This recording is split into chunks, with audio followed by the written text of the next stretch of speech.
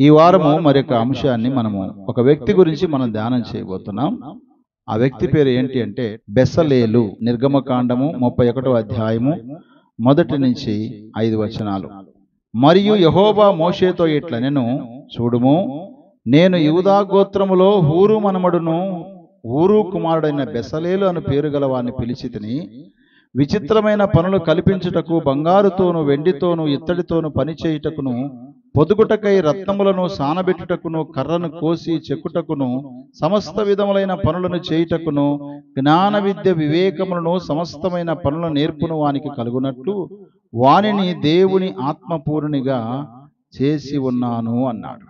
ఇక్కడ చదువుకున్నటువంటి వాక్య భాగంలో వివరణ ఇక్కడ మనకు స్పష్టంగా కనపడుతుంది. మోషే అనే దైవజనునితో దేవుడు ఇలా చెప్పాడంట. ఏం చెప్పాడంటే, నేను యూదా గోత్రములో హూరు మనమడును ఊరు కుమారుడైన బెసలేలు అను పేరు గల వారిని ఏం చేశాను, పిలిచితిని అన్నాడు. హల్లెలూయా. బెసలేలు దేవుని చేత పిలువబడిన వాడు. కొన్నిసార్లు మనుషుల చేత పిలువబడిన వారు కొందరు ఉంటారు, దేవుని చేత పిలువబడిన వారు మరికొందరు ఉంటారు. దేవుని సేవలో కూడా దేవుడు పిలిచి సేవ చేసేవారు మరికొందరు ఉంటారు. మరికొంతమంది వారికి వారిగా సేవకు వచ్చిన వారు మరికొందరు ఉంటారు. మరికొందరు తల్లిదండ్రులు సమర్పిస్తే సేవకు వచ్చేవారు ఉంటారు. ఉదాహరణకు మనం చూస్తే ఇర్మియాను దేవుడు పిలిచాడు. సమూయేలు మనం చూస్తే వాళ్ళ తల్లి దేవుని సేవకు సమర్పించింది కదా. అలాగే మోషేను మనం చూస్తే మోషేను దేవుడు పిలిచాడు. ఇలా ప్రతి ఒక్కరి జీవితాన్ని మనం గమనిస్తే దేవుని పిలుపు మేరకు వచ్చిన వారు బైబిల్లో కనబడతారు. వారి జీవితాల్లో దేవుడు చేసిన కార్యాలను బట్టి సమర్పించుకొని దేవుని సేవకు వచ్చిన వారు కూడా ఉంటారు. కానీ ఎట్టకేలకు దేవుని పిలుపు వారి పట్ల జరుగుతుందా లేదనేది చాలా ప్రాముఖ్యమైన విషయం. ఒక సేవనే కాదు ప్రియులారా, ఒక సేవకుడే కాదు, ప్రతి విశ్వాసి కూడా నీ కుటుంబంలో దేవుడు నిన్ను పిలిచాడు. యేసుప్రభు వారు ఎక్కడికి వెళ్ళినా సరే గాక అనేక మందిని పిలిచినప్పుడు దరిదాపు ఎంతమంది అయ్యారంట శిష్యులు? 70 మంది అయ్యారు కదా. అందులో 12 మంది మిగిలిపోయారు. మిగతా వారంతా ఏమైపోయారు? పిలుపుకి లోబడలేకపోయారు. అందుకే పిలువబడేవారు అనేకులు కానీ ఏర్పరచబడిన వారు కొందరే. ఏర్పరచబడిన గుంపులో ఉండుట వలన ఆశీర్వాదం ఉంటుంది, పిలువబడిన వారి గుంపులో ఉంటే ఏమి లాభం లేదు. కానీ పిలుపు ఉండాలి, పిలుపుతో పాటు సమర్పణ కూడా చాలా అవసరం. నేను అందుకే చాలాసార్లు చెబుతూ ఉంటాను, సేవ చేయడానికి సర్టిఫికెట్ కాదు కావాల్సింది, సేవ చేయడానికి సమర్పణ కావాలి అంటాను. అయితే ఇప్పుడు భూలోకంలో ఉన్నటువంటి ప్రజలు ఇప్పుడున్న పరిస్థితులు మనం చూస్తే ఎక్కడికైనా వెళ్తే, మాస్టర్ గారు ఎక్కడ చదివావు, ఏం చదివావు, నీ కోర్సు ఏంటి, నువ్వు ఏం చదివావు, అసలు నీ సిద్ధాంతం ఏంటి అని ఇవన్నీ అడుగుతారు. కారణం ఏంటంటే వాళ్ళ గురించి తెలుసుకోవడానికి మాత్రమే. పిలువబడిన వారు ఎలా ఉండాలి, ఎందుకు దేవుడు పిలిచాడు బెసలేలును అనేది మనం ధ్యానం చేస్తాం. బెసలేలు అనగా అర్థం ఏంటంటే దేవుని నీడలో అని అర్థం. చాలా మంది మనుషుల నీడలో ఉంటారు, చెట్టు నీడలో ఉంటారు, గుడారపు నీడలో ఉంటారు, తల్లిదండ్రుల నీడలో ఉంటారు. కానీ బెసలేలు మాత్రము దేవుని నీడలో ఉన్నాడు. దేవుని నీడలో ఉన్నటువంటి బెసలేలును దేవుడు పిలుచుకున్నాడు. మరొక అర్థం ఏంటంటే దేవుని రక్షణలో. బెసలేలు అనగా దేవుని నీడలో లేక దేవుని సంరక్షణలో లేక దేవుని రక్షణలో అనే అర్థాన్ని ఇస్తుంది. ఈ బెసలేలు యొక్క తండ్రి పేరు ఏంటి అంటే ఊరు. ఈ ఊరు అనేటువంటి పేరు మరొక చోట మనకు కనపడుతుంది. ఎక్కడంటే ఆదికాండము 11వ అధ్యాయంలో 27వ వచనంలో తెరాహు వంశావళి ఇది. తెరాహు అబ్రామును నాహోరును హారాను కనెను, హారాను లోతును కనెను, హారాను తాను పుట్టిన దేశమందలి కల్దీల ఊరను పట్టణములో తన తండ్రి అయిన తెరాహు కంటే ముందుగా మృతి పొందిన. అంటే అబ్రహాము యొక్క తల్లిదండ్రుల యొక్క ఊరు పేరు కూడా ఊరు కదా. అయితే ఇక్కడ మనం గమనిస్తే బెసలేలు యొక్క తండ్రి ఊరు. అలాగే తన యొక్క గోత్రం ఏంటి అంటే యూదా గోత్రం. నిర్గమకాండము 31వ అధ్యాయం 1వ వచనంలోనే ఈ మాటను మనం చూడవచ్చు. నేను యూదా గోత్రములో హూరు మనమడును ఊరు కుమారుడైన బెసలేలు అను పేరు గల వారిని పిలిచితిని అన్నాడు. అంటే వాళ్ళ తాత పేరేమో ఊరు, వాళ్ళ నాన్న పేరేమో ఊరు, ఇతని పేరేమో బెసలేలు. అయితే బెసలేలును దేవుడు ఏర్పాటు చేసుకుని పిలుచుకున్నాడు. వాస్తవంగా అక్కడ ఎంతమంది ఉన్నారు అంటే కొన్ని లక్షల మంది, అంటే 20 లక్షల పైబడి ప్రజలు ఉన్నారు. మోషే నాయకత్వంలో ఉన్నప్పుడు అంతమందిని నడిపిస్తున్నప్పుడు అన్ని లక్షల మంది ఉండగా ఒక ప్రత్యేకమైన స్థితిలో దేవుడు బెసలేలును పిలిచాడు. ఈ బెసలేలును పిలవడానికి గల కారణం ఏంటంటే, బెసలేలు దేవుని నీడలో ఉన్నాడు. కారణము తన యొక్క తాత అయినటువంటి ఊరు కూడా కారకుడు. కొన్నిసార్లు మన జీవితాల్లో మన భక్తి ఉపయోగపడవచ్చు, ఉపయోగపడకపోవచ్చు అని మనం అనుకుంటాం. కానీ మనం చేసిన భక్తి ఖచ్చితంగా నెక్స్ట్ మన తరానికి ఖచ్చితంగా అది ఉపయోగపడుతుంది. బైబిల్లో మనం చూస్తే తిమోతి యొక్క విషయంలో పౌలు గారు ఇలా మాట్లాడు, తిమోతి, నీలో ఉన్న విశ్వాసాన్ని చూస్తుంటే నాకు మీ అమ్మ విశ్వాసం గుర్తొస్తుంది. మీ అమ్మలో ఉన్న విశ్వాసం చూస్తే మీ అమ్మమ్మలో ఉన్న విశ్వాసం నాకు గుర్తొస్తుందని. అంటే వాళ్ళ అమ్మమ్మలో ఉన్న విశ్వాసము తల్లిలోకి వచ్చింది, తల్లిలో ఉన్న విశ్వాసం ఎవరికి వచ్చింది? కుమారుడికి వచ్చింది. ఇప్పుడు ఊరు అనేటువంటి వ్యక్తిలో ఉన్నటువంటి దేవుని సంరక్షణ, దేవుని నీడ తన కుమారుడైన ఊరులోకి వచ్చింది. ఊరు ద్వారా పుట్టినటువంటి బెసలేలులో ఇది మనకు కనబడుతున్నట్టుగా మనం చూస్తాం. అయితే ఊరు ఎవరు అని అంటే బెసలేలు యొక్క జేజినాయన లేకపోతే తాత. ఆయన ఏమైనా గొప్ప కార్యం ఏమైనా చేశాడా? బెసలేలు యొక్క తండ్రి అయినటువంటి ఊరు ఏం చేసినట్టు మనకు చరిత్ర లేదు. కానీ బెసలేలు యొక్క తాత అయినటువంటి ఊరు ఆయన ఒక పని చేశాడు. ఏం పని చేశాడు మనకు బాగా తెలుసు. నిర్గమకాండం 17 అధ్యాయం 10, 11, 12. యెహోషువ మోషే తనతో చెప్పినట్లు చేసి అమాలేకీలతో యుద్ధమాడెను. మోషే, అహరోను, హూరు అనువారు ఆ కొండ శిఖరముకెక్కిరి. మోషే తన చెయ్యి పైకెత్తినప్పుడు ఇశ్రాయేలు గెలిచిరి. మోషే తన చెయ్యి దింపినప్పుడు అమాలేకీయులు గెలిచిరి. మోషే చేతులు బరువెక్కగా వారు ఒక రాయి తీసుకుని వచ్చి అతడు దాని మీద కూర్చున్నటకై దానిని వేసిరి. అహరోను, హూరులు ఒకడు ఈ ప్రక్కను ఒకడు ఆ ప్రక్కను అతని చేతులను ఆదుకొనగా అతని చేతులు సూర్యుడస్తమించు వరకు నిలకడగా ఉండెను. అట్లు యెహోషువ కత్తివాడి చేత అమాలేకు రాజును అతని జనులను గెలిచెను. హల్లెలూయా. ఇశ్రాయేలు యొక్క గెలుపుకు కారణమైనటువంటి మోషే యొక్క ప్రార్థనకు సహకారంగా ఆదుకున్నటువంటి వారిలో ఇద్దరున్నారు. ఒక ఆయన అహరోను, మరొక వ్యక్తి పేరు ఊరు.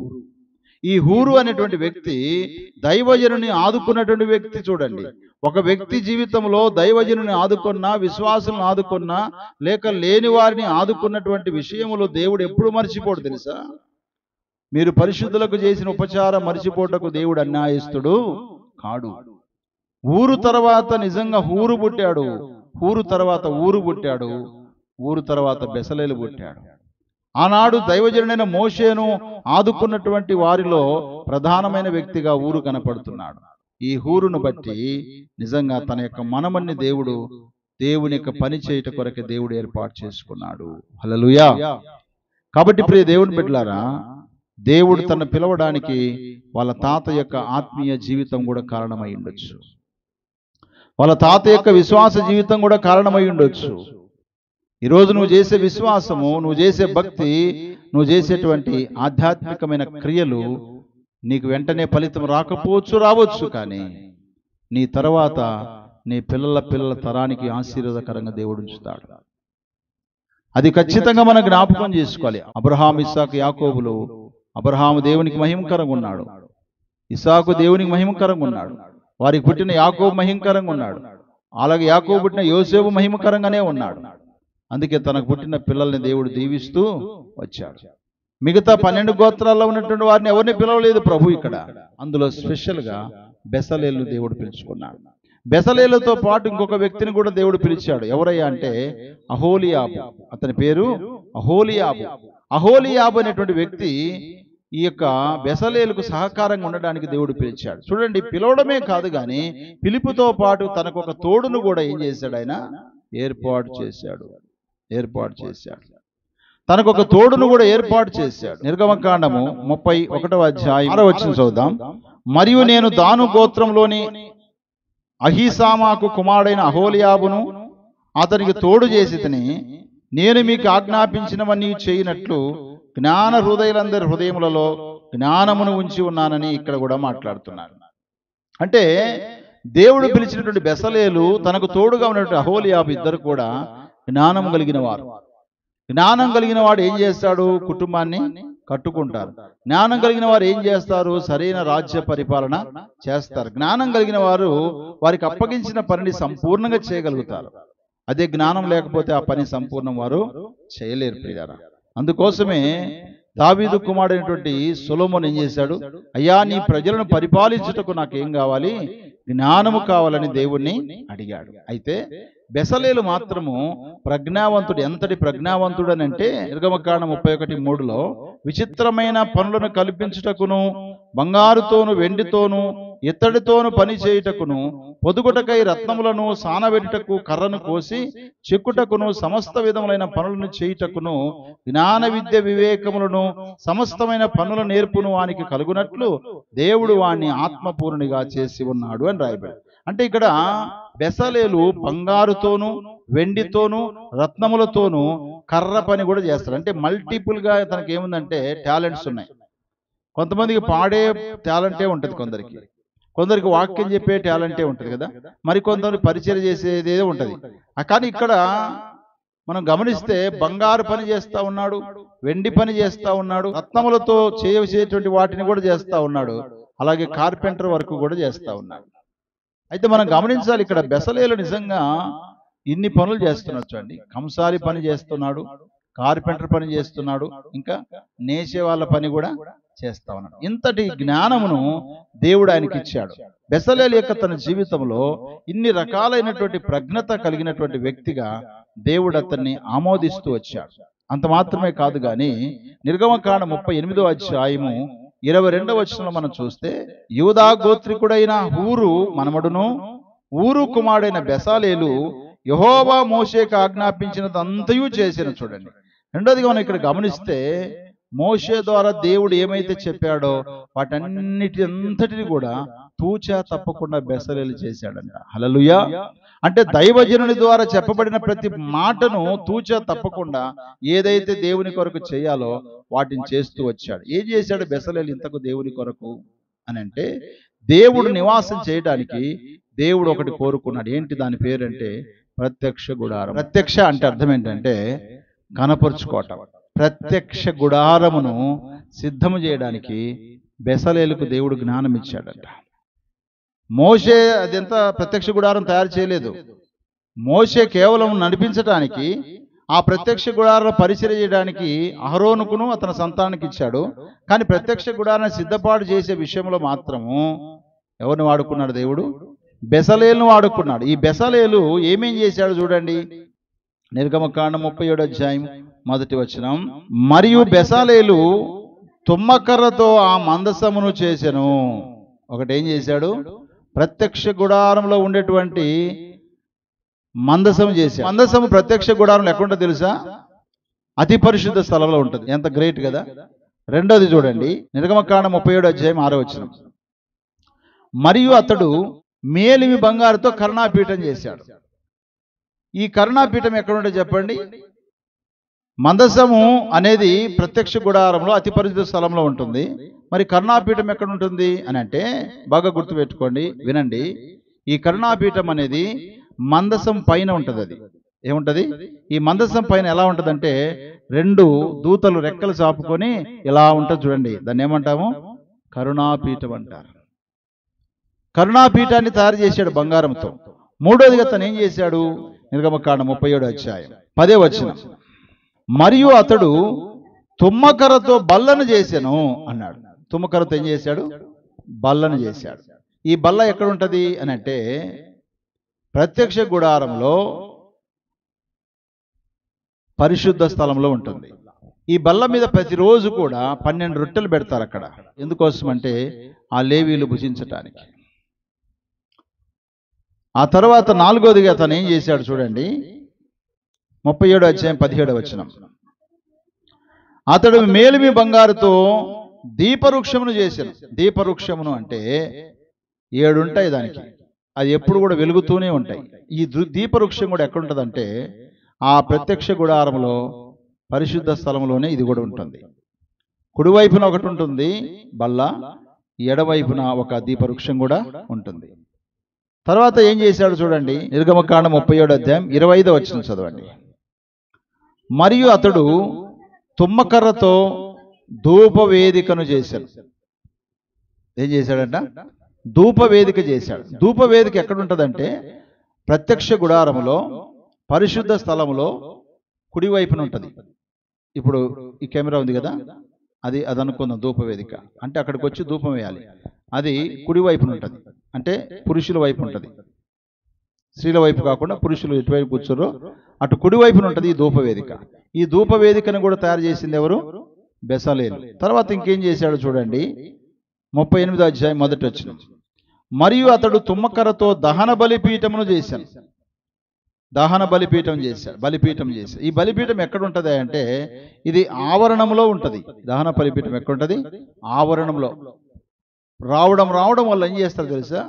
బలిని అర్పించి వారి ఆ లేవీలు వెళ్ళి వారి చేతులు కడుక్కొని దాని రక్తం ప్రోక్షించి చేతులు కడుక్కొని ఆ దహన బలిపీఠం మీద వారి యొక్క బలులను ఏం చేస్తారు? అర్పించేస్తారు.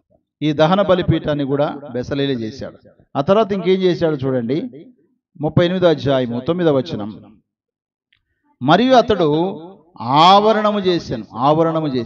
ఆవరణాన్ని కూడా ఆయనే సిద్ధపాటు చేశాడు. అంటే టోటల్గా బెసలేలు ప్రత్యక్ష గుడారానికి సంబంధించినటువంటి మందసాన్ని, కరుణాపీఠాన్ని, బల్లను, దీపవృక్షమును, ధూపవేదికను, దహన బలిపీఠమును, ఆవరణము అనగా సంపూర్ణంగా 7 ఆయన దేవుని కొరకు చేశాడు. హల్లెలూయా.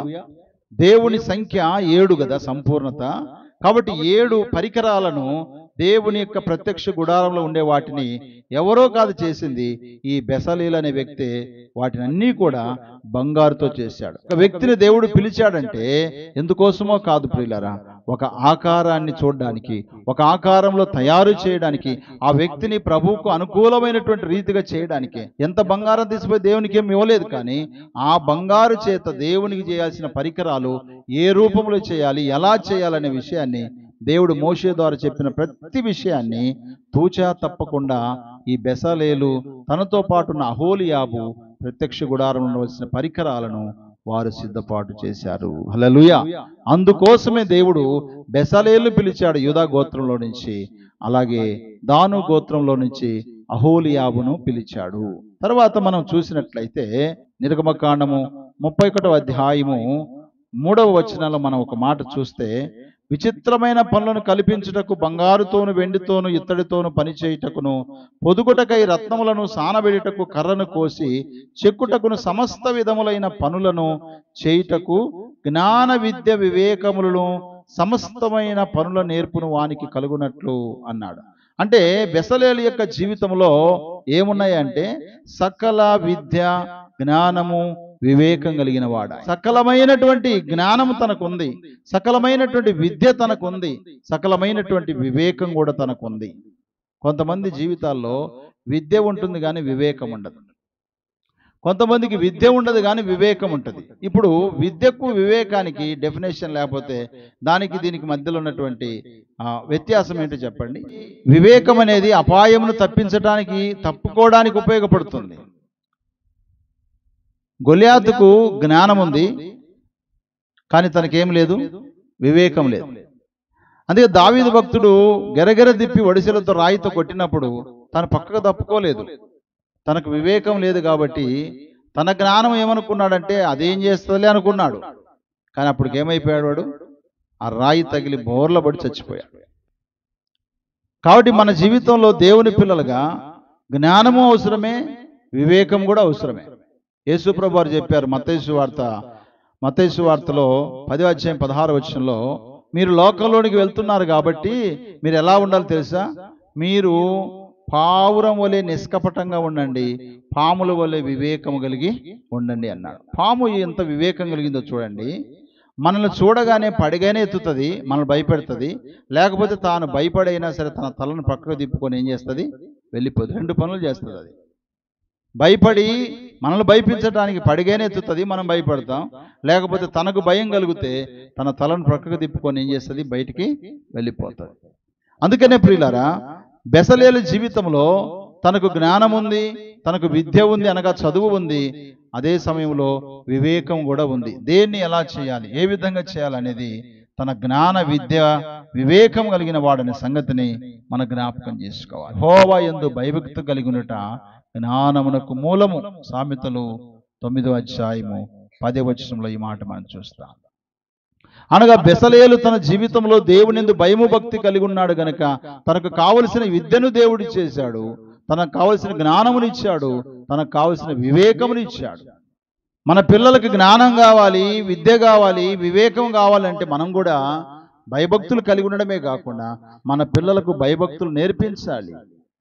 బెసలేలు యొక్క తాత అయినటువంటి లేక జేజనాయనైనటువంటి హూరు నిజంగా ఇది నేర్పించగలిగాడు. అందుకోసమే కాబోలు బెసలేలు యొక్క జీవితంలో దేవుడు భయభక్తులు చూశాడు, ఆయనకు జ్ఞానం ఇచ్చాడు, ఆయనకు సకల విద్యలు కూడా ఆయన చేతికి అప్పగించేశాడు. కొలస్సీ 2:3 ఇలా రాయబడింది, బుద్ధి జ్ఞానము సర్వ సంపదలు ఆయన యందు గుప్తమై ఉన్నవి. ఆయన యందు అనగా ప్రభువైన యేసునందు గుప్తమై ఉన్నవి. అందుకే మీరు మీ పిల్లలని ప్రభు యొక్క శిక్షలోను బోధలోను వారిని పెంచండి అన్నాడు. విషయంలో ఈ మాటలు మనం గమనించవచ్చు. కారణం ఏంటంటే ప్రభు శిక్షలో బోధలో మనం పెంచినప్పుడు తప్పకుండా మన పిల్లలకి దేవుడు ఏం చేస్తాడు? జ్ఞానముని ఇస్తాడు, విద్యని ఇస్తాడు, వివేకమును కూడా దేవుడు అనుగ్రహిస్తాడు. కాబట్టి సకల విద్య, జ్ఞానము, వివేకము కలిగిన వాడు బెసలేలు అనేటువంటి వ్యక్తి. తరువాత భాగంలో మనం చూస్తే నిర్గమకాండము 31:5 ఉన్నటువంటి మాట మరొకసారి మనం చదివితే లాస్ట్ లైన్లో ఉంది చూడండి, వానిని దేవుని ఆత్మపూర్ణిగా చేసి ఉన్నాను అన్నాడు. అంటే దేవుడు తన గురించి ఏం చెప్తున్నట్టే ఇతడు దేవుని ఆత్మ కలిగిన వాడు. బెసలేలు ఏ ఆత్మ కలిగిన వాడట? దేవుని ఆత్మ గలవాడు. హల్లెలూయా. ఒక మనిషి లోపల ఉంటే దురాత్మైనా ఉండాలి, లేకపోతే దేవుని ఆత్మైనా ఉండాలి. రెండు ఆత్మలు ఉండవు. బైబిల్లో దేవుడు ఏర్పాటు చేసుకున్న రాజులు ఇద్దరు ఉన్నారు, సౌలు, రెండవ రాజు దావీదు. అయితే సౌలులో దేవుని ఆత్మ ఉంది, కానీ దేవుని ఆత్మ అతనిలోంచి వెళ్ళిపోయి దురాత్మ వచ్చిందంట. కానీ దావీదులోకి దేవుని ఆత్మ కలిగి ఉన్నాడు, ఆయనలో నుంచి దేవుని ఆత్మకి బయటికి వెళ్ళనే వెళ్ళిపోలేదట. అందుకోసమే దావీదును అంతకంతకు ఏం చేశాడు? వర్ధిల్ల చేశాడు. సౌలు కుటుంబం అంతకంతకు ఏమైపోయింది? నీరసిల్లిపోయింది. హల్లెలూయా. దురాత్మ నీ లోపల ఉంటే నువ్వు నీరసిల్లిపోతావు, నీరసమైపోతావు, నిరుత్సాహపడిపోతావు, అవిశ్వాసంలో పడిపోతావు. దావీదులో ఉన్నటువంటి దేవుని ఆత్మ అలాగే ఉండిపోయింది. సౌలులో ఉన్న దేవుని ఆత్మ వెళ్ళిపోయి దురాత్మ వచ్చింది. కారణం ఏంటంటే దేవుడే పంపించేశాడు. జాగ్రత్త. నువ్వు దేనికి ప్రిఫరెన్స్ ఇస్తావో, దేనికి నువ్వు అవకాశం ఇస్తావో, దేనికి నీవు స్థలం ఇస్తావో దానినే దేవుడు అనుమతిస్తాడు. ప్రభువా నీ ఆత్మ చేత నింపండి అయ్యా, నీ ఆత్మ నా యుద్ధ నుంచి తొలగించొద్దు ప్రభు అని దావీదు భక్తుడు ప్రార్థన చేశాడు. కానీ దేవుడిచ్చిన ఆత్మ విషయంలో సౌలు ఎక్కడ ప్రార్థన చేయలేదు. తనలో ఉన్న ఆత్మను నిర్లక్ష్యం చేసి, తనలో ఉన్న పరిశుద్ధాత్మను నిర్లక్ష్యం చేసుకొని ఆయన ఏం చేశాడు? దురాత్మ రావడానికి ఓపెన్ చేశాడు తన డోర్స్, తన తలుపులు తెరిచాడు, హృదయం అనే తలుపులు తెరిచాడు. అందుకే చివరికి తను ఏమైపోయాడు? తన కత్తి మీద తాను పడి చచ్చిపోయాడు. కానీ దావీదైతే ప్రశాంతంగా చనిపోయాడు. హల్లెలూయా. దేవుని ఆత్మ నిజంగా చాలా అవసరం ప్రియులారా. ఒక విశ్వాస జీవితంలో దేవుని ఆత్మ మన లోపల లేకపోతే మన లోపల పనిచేసే దురాత్మనే. బెసలేలు దేవుని ఆత్మ కలిగిన వాడు గనుకనే దేవుడు తను పిలుచుకున్నాడు, తన పని చేయించుకుంటూ వస్తున్నాడు. ఇంకా బెసలేలు కంటే ముందు ఒకవేళ చరిత్రలోకి మనం వెళ్తే ఆదికాండములో యోసేపును గురించి ఫరో అనే రాజు ఇలా మాట్లాడాడు. చదవండి. ఆదికాండము 41:37-38 ఆ మాట ఫరో దృష్టికిని అతని సమస్త సేవకుల దృష్టికిని యుక్తమై ఉండెను గనుక అతడు తన సేవకులను చూసి ఇతని వలె దేవుని ఆత్మగల మనుషుని కనుగొనగలమా అని అన్నాడు. హల్లెలూయా. కొంచెం జాగ్రత్తగా మనం ఆలోచన చేస్తే ఫరో దగ్గర జ్ఞానం లేని వారు ఏం లేరు ప్రియులారా. ఫరో దగ్గర మంచి మంచి జ్ఞానం కలిగిన వారు ఉన్నారు. ఫరో రాజు దగ్గర ఉన్నటువంటి వారు మామూలు విషయం కాదు. మోషే కర్రను పాము చేస్తే వాళ్ళు కూడా పాములు చేశారు తెలుసా. ఆయన నీటిని రక్తంగా మారిస్తే వాళ్ళు కూడా నీటిని రక్తంగా మార్చారు. సకల విద్యలు కలిగిన వాళ్ళు కూడా. కానీ వాళ్ళ లోపల దేవుని ఆత్మ కాదు, దురాత్మ వాళ్ళ లోపల ఉంది. కానీ దురాత్మ కలిగిన తన సేవకుల దృష్టిలో లేక తన సేవకుల సమక్షంలో యోసేపు గురించి ఫరో రాజు మాట్లాడుతున్నాడు. ఏమని తెలుసా? ఇతడు దేవుని ఆత్మ గలవాడు, ఇతడు దేవుని ఆత్మ గల మనుషుడు. ఇలాంటి మనుషుని మనం ఎక్కడైనా చూసామా అని ఆశ్చర్యంగా తన సేవకులను చూసి మాట్లాడుతున్నాడు. దేవుని ఆత్మ కలిగిన యోసేపు 7 సంవత్సరాలు మనకు కరువు మంచి పంట పండుతుంది, 7 సంవత్సరాలు మనకు కరువు రాబోతుంది. కాబట్టి నువ్వేం చేయాలంటే మంచి జ్ఞానము వివేకము కలిగిన వ్యక్తిని వారిపైన అధికారిగా పెట్టుకొని ఆ ధాన్యం సమకూర్చుకొని కరువు కాలంలో పోషింపబడాలి అని చెప్పినప్పుడు, ఇంకా నీకంటే జ్ఞాన వివేకం కలిగివాడు ఇంకెవడున్నాడు, నువ్వు దేవుని ఆత్మ గలవాడు అని చెప్పేసి నిర్ధారణ చేసి తన సేవకులను చూసి యోసేపు గురించి మాట చెబుతా ఉన్నాడు. ఈరోజు నా వాక్యం వింటున్న నీ జీవితంలో లేక మన జీవితాల్లో దేవుని ఆత్మ కలిగి ఉన్నామా? దేవుని ఆత్మ కలిగి ఉంటే దేవుని జ్ఞానము దేవుని వివేకంతో మనం బ్రతకగలుగుతున్నామా? మనం ఆలోచన చేయాలి. మనం నిజంగా దేవుని ఆత్మ చేత నడిపించబడితే మనం దేవుని కుమారులమని చెప్తాడు వాక్యం. రోమపత్రిక 8వ అధ్యాయం 9వ వచనం చదవండి ఒకసారి. దేవుని ఆత్మ మీలో నివసించి ఉన్న ఎడల మీరు ఆత్మ స్వభావం గలవారే గాని శరీర స్వభావం గలవారు కారు. ఎవడైనను క్రీస్తు ఆత్మ లేనివాడైతే వాడు ఆయన వాడు కాడు అంటున్నాడు. దేవుని ఆత్మ అనగా క్రీస్తు ఆత్మ. క్రీస్తు ఆత్మ మన లోపల ఉంటే మనం ఎవరుమాట? ఆత్మ స్వభావం గలవారం. ఆత్మ అనగా దేవుడు, దేవుని స్వభావం గలవారం అంటాడు. 14వ వచనంలో ఏమంటాడు? దేవుని ఆత్మ చేత ఎందరు నడిపింపబడుదురో వారందరూ దేవుని కుమారులయ్యుందురు అన్నాడు. హల్లెలూయా. అనగా ఐగుప్తు దేశంలో యోసేపు దేవుని ఆత్మ చేత నడిపించబడ్డాడు. అందుకే దేవుడు తనకు జ్ఞానమునిచ్చాడు, తనకు వివేకమునిచ్చాడు. దేవుని కొరకు ప్రత్యక్ష గుడారాన్ని సిద్ధపాటు చేయడానికి బెసలేలును దేవుడు పిలుచు కారణం ఏంటంటే అతడు కూడా దేవుని ఆత్మ చేత నడిపించబడుతున్నాడు గనుకనే ఆయన కూడా దేవుని కుమారుడిగా పిలువబడుతున్నాడు. ఈరోజు వాక్యం వింటున్న నీవు మారు మనసు పొందానంటున్నావు, బాప్తిసం పొందానంటున్నావు, బలలో పాల్గొంటున్నావు, పాటలు పాడుతున్నావు, వాక్యం చదువుతున్నావు, ప్రార్థన చేస్తున్నావు. ప్రతిరోజు నీ జీవన విధానము లేకపోతే నీ దినచర్య దేవుని ఆత్మ చేత నడిపించబడుతున్నావా లేదా దురాత్మ చేత నడిపించబడుతున్నావా? పరీక్షించుకోవాలి. ప్రతిరోజు 2 ఆత్మలు మనం నడిపించడానికి సిద్ధపడతాయి లేవగానే. ఒకవైపున దురాత్మ, మరొక వైపున దేవుని ఆత్మ. ఏ ఆత్మకు నువ్వు అవకాశం ఇస్తున్నావో దాన్ని బట్టి నీ నడిపింపు ఉంటుంది. మన శత్రువు మన శరీరం కాబట్టి శరీరం ఒకవైపున నడిపిస్తుంటుంది, అది దురాత్మ సంబంధంగా నడిపిస్తుంటుంది. మన లోపల ఉన్న ఆత్మ దైవ సంబంధంగా, దేవుని ఆత్మ సంబంధంగా, దేవుని స్వభావం గల వారిగా నడుచుకోవడానికి ఇష్టపడతా ఉన్నాం. యోసేపు ఐగుప్తు దేశంలో ఉన్నప్పుడు తనకు నిజంగా ఒకవైపున దురాత్మ నడిపిస్తుంది, అనగా పోతిఫరు భార్య నడిపిస్తుంది, మరొక వైపు దేవుని ఆత్మ నడిపిస్తుంది. ఎవరికి లోబడ్డాడు ఆయన? దేవుని ఆత్మ చేత నింపబడ్డవాడు గనుక, దేవుని ఆత్మ గలవాడు గనుక దురాత్మను ఎదిరించి దేవుని ఆత్మానుసారంగా నడుచుకొని దేవుని కుమారుడిగా, దేవుని సేవకుడిగా, దేవుని బిడ్డగా అక్కడ ఐగుప్తు దేశంలో ఏమయ్యాడు? ఆయన ప్రధానమంత్రి అయ్యాడు. కారణం ఏంటంటే దేవుని ఆత్మ చేత ఆయన నడిపించబడ్డాడు. కాబట్టి ప్రియ దేవుని బిడ్డారా, మన జీవితంలో దేవుని ఆత్మ చేత నింపబడాలి, దేవుని ఆత్మ చేత నడిపించబడాలి. దేవుని ఆత్మ చేత నడిపించబడితే మనము దేవుని కుమారులుగా బ్రతకగలుగుతాం. దురాత్మ స్వభావంతో మనం బ్రతుకుతున్నామంటే దురాత్మ సంబంధమైన ఆలోచనతో కొనసాగినట్టే. బైబిల్లో మరి కొన్ని సందర్భాలు ఉన్నాయి. దేవుని ఆత్మ చేత నడిపించబడినటువంటి యోసేపును దేవుడు దీవించాడు.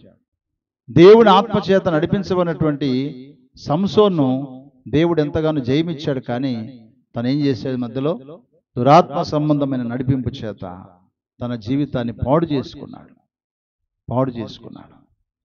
ఒకసారి దేవుని ఆత్మ చేత నింపబడిన వ్యక్తి మరొకసారి దురాత్మ చేత నింపబడుతూ వారి జీవితంలో దేవుని ఆత్మకు చోటు లేకుండా వెళ్ళిన కారణాన్ని బట్టి చాలా మంది నశించిపోయారు.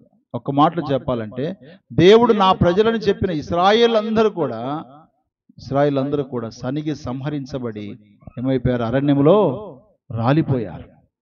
కారణం ఏంటంటే వాళ్ళు సనిగారు. సనిగేటువంటి ఆత్మ ఏంటో తెలుసా? దురాత్మది. నువ్వు సనగొద్దు, గొనగొద్దు, ఏదైనా చెప్పాలనుకుంటే డైరెక్ట్గా చెప్పేసేయి. నువ్వు సనగడం వలన, గొనుగడం వలన అపవాదికి నువ్వు చోటిచ్చిన వాడవైతావు. సనుగుడ జీవితాన్ని పాడు చేసేసింది.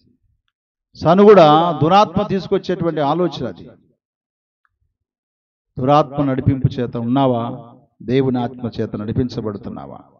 బెసలేలు తన జీవితంలో దేవుని ఆత్మ గలవాడు. చివరి మాట చెప్పి నేను ముగిస్తాను. బెసలేలు దేవుని పనిలో వాడబడ్డవాడు. ఎవరి పనిలో? దేవుని పనిలో వాడబడ్డాడు. దేవుని పనిలో వాడబడాలి ప్రియులారా. దేవుని పనిలో వాడబడాలంటే అర్హతమైన పాత్రగా ఉండాలి. దేవుని పనిలో మనం వాడబడాలంటే మనకు అర్హత లేకుండా మనం వాడబడలేం. ఒక వ్యక్తి ఉద్యోగం చేస్తున్నాడు అంటే, ప్రభుత్వ ఉద్యోగిగా లేక ప్రభుత్వంలో పనిచేస్తున్నాడు అంటే తనకు కొన్ని అర్హతలు ఉంటాయి. ఆ అర్హతల మేరకు అతన్ని ఎంపిక చేసుకొని ఆయనకు ఆ పోస్ట్ ఇచ్చి దాంట్లో కొనసాగిస్తూ ఉంటారు. దేవుని పని చేయాలంటే కూడా, సంఘములో పరిచయం చేయాలంటే కూడా, సంఘములో సంఘ పెద్దలుగా ఉండాలంటే కూడా, సంఘములో బోధించాలంటే కూడా, సంఘములో పాడాలంటే కూడా, సంఘములో ప్రార్థించాలంటే కూడా, సంఘములో పరిచయం చేయాలంటే కూడా ఒక అర్హత చాలా అవసరం. ఆ అర్హత ఏంటో తెలుసా? 2వ తిమోతికి రాసిన పత్రిక 2వ అధ్యాయము 16వ వచనం, అపవిత్రమైన ఒట్టి మాటలకు విముఖుడవై ఉండుము, అట్టి మాటలాడు వారు మరి ఎక్కువగా భక్తిహీనులగుదురు అన్నాడు. అంటే దేవుడు తన పని కొరకు మనల్ని వాడుకోవాలంటే అపవిత్రమైన ఒట్టి మాటలకు మనం ఏం కావాలి? విముఖుడవై ఉండు, అంటే వాటికి దూరంగా ఉండు అన్నాడు. నీవు ఒట్టి మాటలకు, అపవిత్రమైన ఒట్టి మాటలకు నువ్వు ఎలా ఉండాలి? కొంచెం దూరంగా ఉండు అని అంటున్నాడు. నువ్వు అపవిత్రమైన మాటలకు, ఒట్టి మాటలకు, చెడ్డ మాటలు, పనికిరాని మాటలకు నువ్వు దూరంగా ఉంటే దేవుడు నిన్ను అర్హమైన పాత్రగా వాడుకుంటాడు ఖచ్చితంగా. కొంతమంది చెడ్డ మాటలు మాట్లాడుతుంటే రక్షణ పొందిన వారు సైతం అక్కడే నిలబడి వింటానే ఉంటారు, ఏదో టేప్ రికార్డులో పాటలు విన్నట్టు.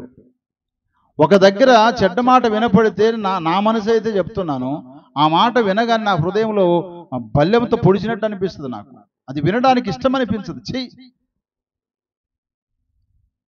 ఒట్టి అపవిత్రమైన మాటలు విన్నప్పుడు, వాటి దగ్గరికి వెళ్ళినప్పుడు మనం ఏమైపోతామట? భక్తిహీనం అయిపోతాం అన్నాడు కదా. అపవిత్రమైన మాటలు మాట్లాడేవారు ఏమవుతారు? భక్తిహీనులు అవుతారు. అలాంటి వారి దగ్గర ఉండొద్దని చెబుతూ 20వ వచనంలో అంటాడు, గొప్ప ఇంటిలో వెండి పాత్రలు, బంగారు పాత్రలు మాత్రమే గాక కర్రవియు మట్టివి కూడా ఉండును, వాటిలో కొన్ని ఘనతకును కొన్ని ఘనహీనతకును వినియోగింపబడును.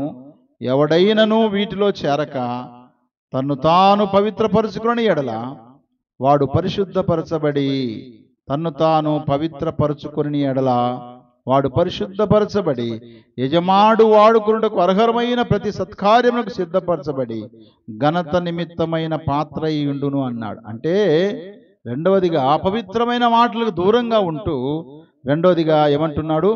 పవిత్రమైనటువంటి పరిశుద్ధమైనటువంటి జీవితాన్ని జీవిస్తూ ప్రతి సత్కార్యానికి సిద్ధ మనసుతో ఉన్నటువంటి వారిని దేవుడు ఏం చేస్తాడు? తన పాత్రగా ఆయన వాడుకుంటాడు. వీడు త్రాగుబోతే కానీ నేను సంఘ పెద్ద కావాలంటాడు, ఎట్లా కుదురుతుంది అది? వీడు వడ్డీ వ్యాపారం చేసేవాడు కానీ వాక్యం చెప్పాలంటాడు, ఎట్లా కుదురుతుంది చెప్పండి?